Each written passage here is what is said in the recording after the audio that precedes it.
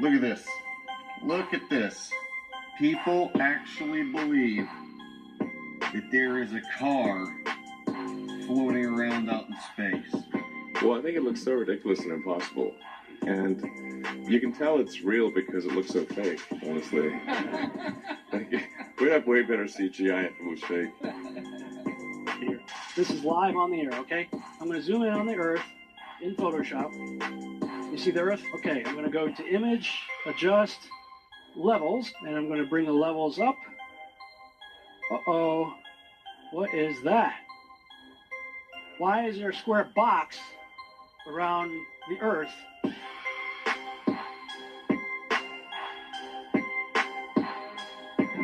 It is Photoshop, but it's has to be.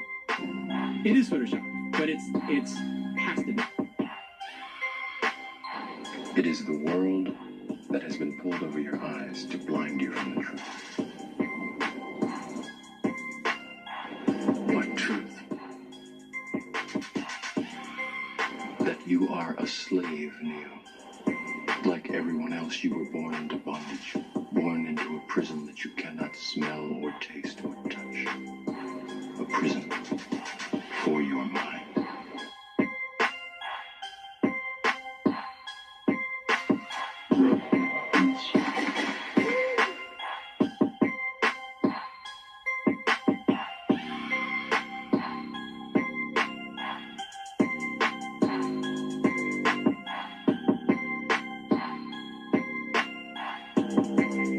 So let's use this model of the Earth. And let's enlist the help of a friend. Thanks. You might know her. Next segment, I'm going to show you how NASA grabs objects in 3D space, rotates them around, manipulates them. They can do this with water, with cloth, anything. And the cool thing about it is we can take what they're doing, what they're seeing with their contact virtual reality augmented lenses, and put that on a separate video layer live.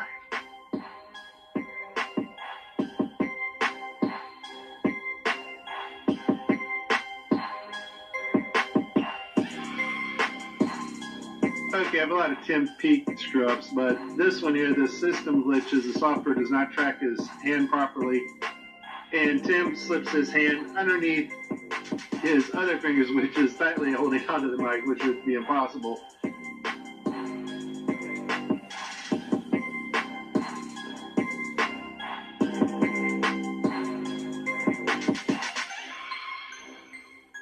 You can tell it's real because it looks so fake, honestly. We'd have way better CGI if it was fake.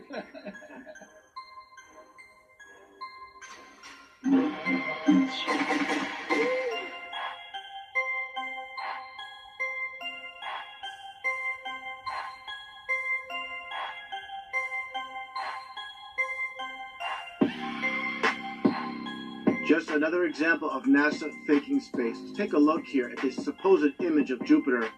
Nothing more than CGI fakery. The supposed auroras.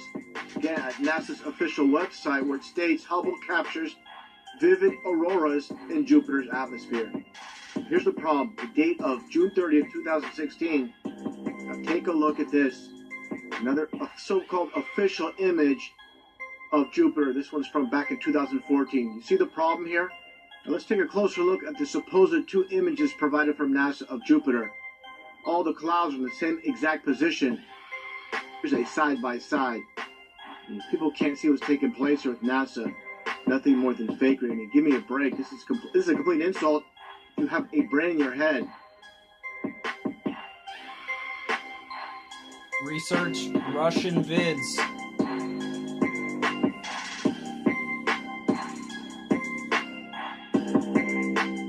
Look like you're in a studio, maybe in Omaha, Nebraska or something. The shot is so clear. Is this a hoax? Are you really in space still? I don't know. We're going to have to do something for you. I want to do it. Oh, yeah, I can do that. Watch this. Is this a hoax? Are you really in space still?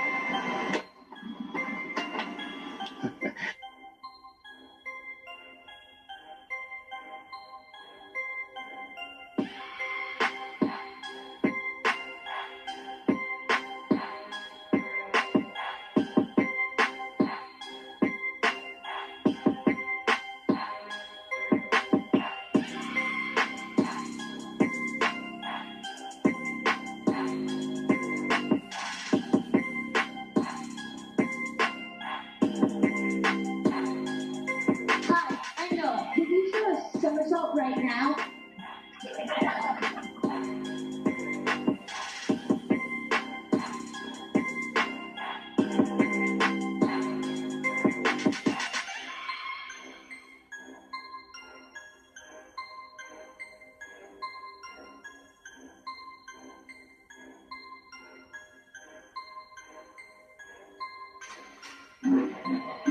Is this a hoax? Are you really in space still?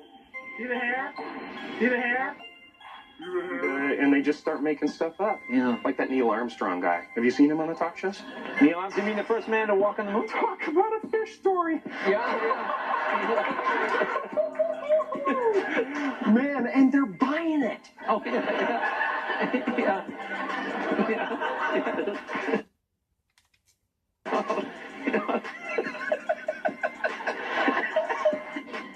So many times during spacewalks outside the International Space Station, we can see air bubbles rising up. Can you touch on how there are air bubbles in space?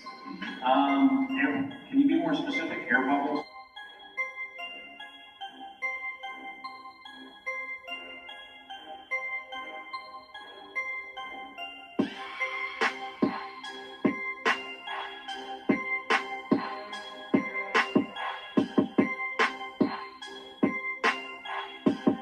So yeah, like a lot of times during the footage, the NASA footage, you can see bubbles coming up out of the helmets or kind of from underneath you. How do you explain bubbles in space? Yeah, I'm not sure exactly what you're talking about. Now sometimes you get water in the helmet, and it comes either from sweat or from the cooling garments, and that's generally what that is. I've never seen any kind of air bubble anywhere. Could it be that you're filming in an underwater pool and you're not really out there?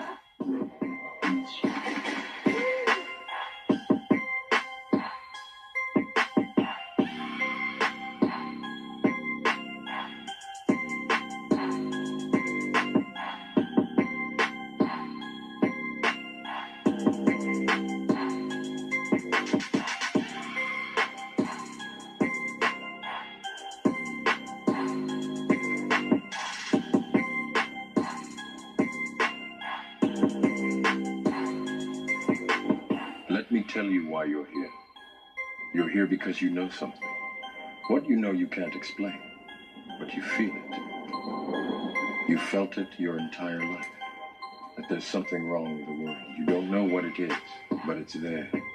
Like a splinter in your mind, driving you mad. You're a coward and a liar and a thief.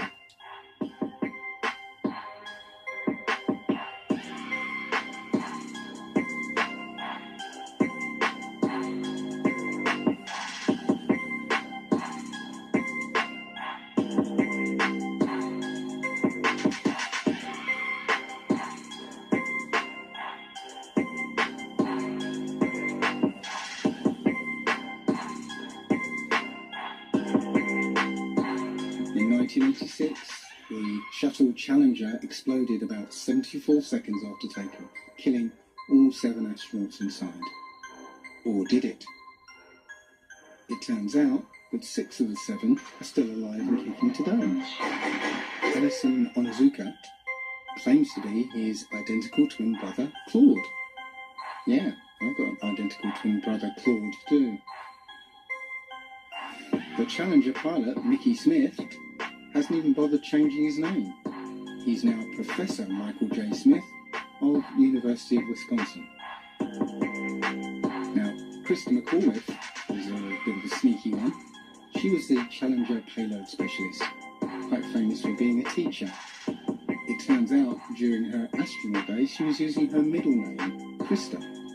And now she goes by her first name, Sharon. The Challenger commander, Francis Richard Scobie, is now Dick Scobie, which sounds like a rather unpleasant disease.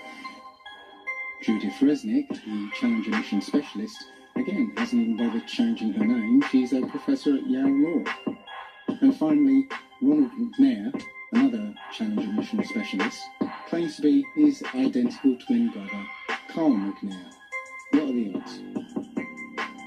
So there I was, just minding my own business, looking at Google Earth, and this big, snow-covered monstrosity is staring me in the face like, why is that covered in snow? So I keep digging a little bit deeper, and I finally get underneath this cloud cover here, and a few images pop up. And I say, oh, images, what are they? Well, that's what you got, which I'm sure that looks familiar to you, right?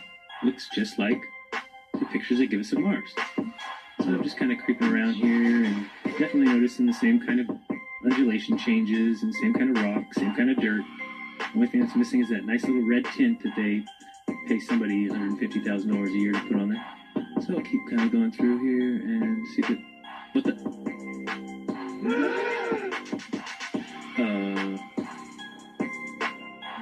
Yeah. So, oh, I got another truck. Oh yeah, it says NASA. What's that say? Mars Project? I think I found out where Mars is, guys. At some point in the future, we're going to look back and say, how did we do it without space? The kinds of technologies that we're testing out on Space Station are definitely helping us with our goals of going beyond low Earth orbit. Early in the next decade, a set of crewed flights will test and prove the systems required for exploration beyond low Earth orbit. Right now, we only can fly in Earth orbit. That's the farthest that we can go. And this new system that we're building is going to allow us to go beyond and hopefully take humans into the solar system to explore.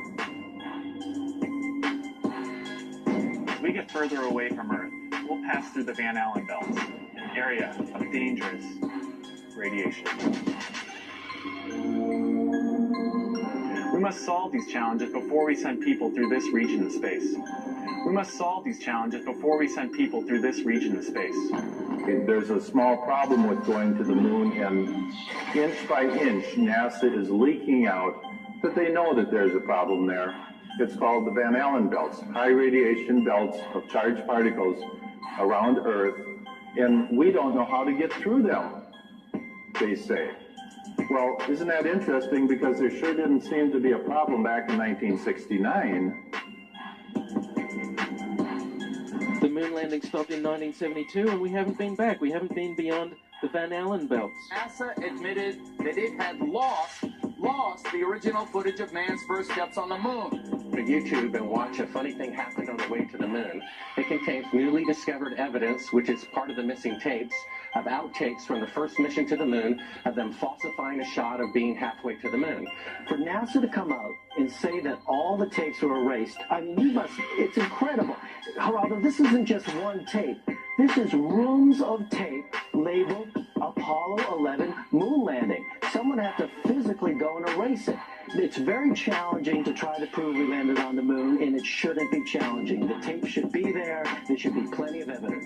I mean, it's proof right there. This is an official NASA photo of the first Apollo 11 lunar module landing on the moon. I mean, it's right there. It's the proof, man. It's the picture's right there. It's landing on the moon. But the only problem I have with this picture is that it's taken from the moon.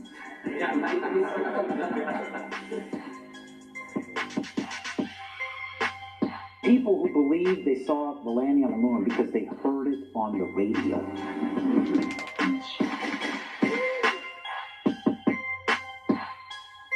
I don't see what the big deal with the first man on the moon was. Seems the camera crew was already there.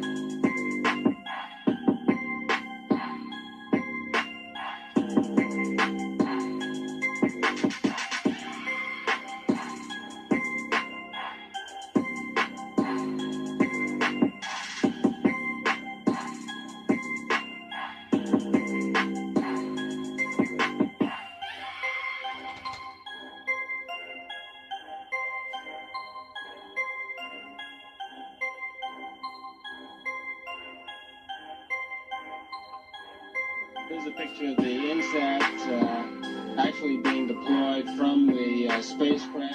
Did you see it in the background? There was a guy in the background, man. I'm not kidding you. You can't deny that that's someone in the background. There's a guy moving in the background.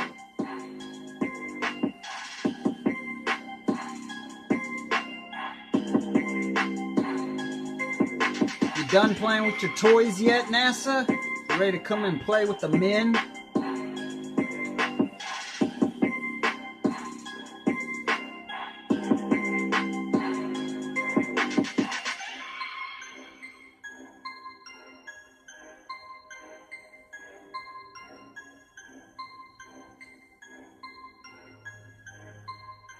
And I'll tell you, just if nothing else, here's why you can tell they're not fake. Just to create the paperwork, that amount of paperwork would make faking it prohibitively expensive. No one could afford to generate that much documentation. All of that happened in a little town called York, Maine, across the United States from where we're talking to you right now. Across the United States from where we're talking to you right now. My research of the last year has led me to the conclusion that not even low Earth orbit is possible, that the International Space Station is a hoax, and all manned space travel is fake. First though, let's have a look at the International Space Station. I want to talk about some of the anomalies I see there. For the inside of the International Space Station, there are a couple of zero-gravity tricks that they use to fake it. The first is they have a complete mock-up of the International Space Station built on the inside of an airplane. And that airplane does a bunch of rises and falls. It does an upside-down parabolic trajectory, and that simulates zero gravity. The other main way they simulate the zero gravity is with suspension in front of a blue screen. And they use that trick for extended periods of time, for longer than 45-second segments. But they can't move around as much. They can't do the acrobatic flips and rolls in the extended mode.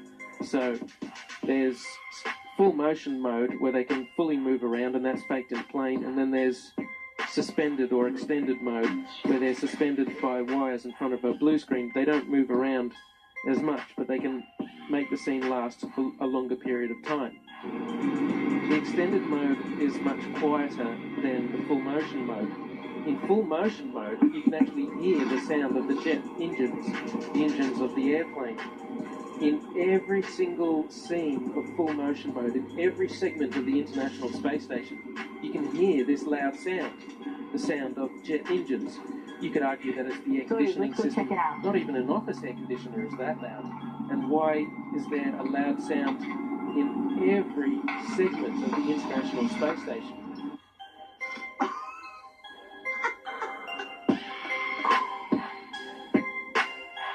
Mr. Armstrong, Bart Sibrel, ABC Digital. Wanted to give you the opportunity to swear on the Bible that you walked on the moon. Will you put your left hand on the Bible and swear to God that you walked on the moon? You have $5,000 cash. You can give it to charity if you swear on the Bible that you walked on the moon. I have the tape. It'd be fine. Why don't you swear to... Why not? Why won't you do it?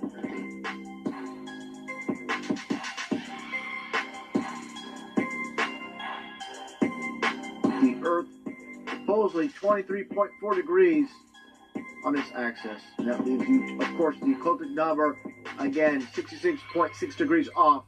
Well, Earth is supposedly orbiting around the sun at 66,600 miles an hour.